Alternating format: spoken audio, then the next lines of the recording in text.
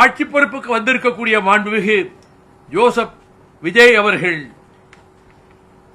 கல்வி நிறுவனங்கள், வழிபாட்டு தலங்கள், பேருந்து நிலையங்கள் அருகிலிருந்து 500 மீட்டர் வரை அமைந்துள்ள 717 மதுபான சில்லறை விற்பனை கிளைகளை மூட ஆணை பிறப்பித்துள்ளது.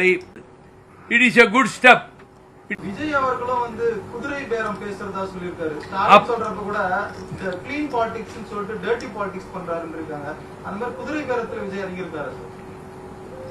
எனக்கு தெரிய அவர் குதிரை பேரத்தில் ஈடுபட்டதாக தெரியவில்லை.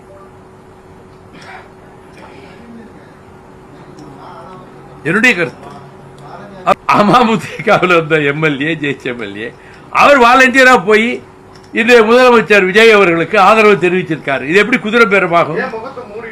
அதெல்லாம் தெரியாது. ஜோசப் விஜய் ஆட்சியை வரவேற்றுக்கொண்டு முதலே நான் சொல்லிட்டேன். அதிலே ஐ ஸ்டாண்ட் பை இட்.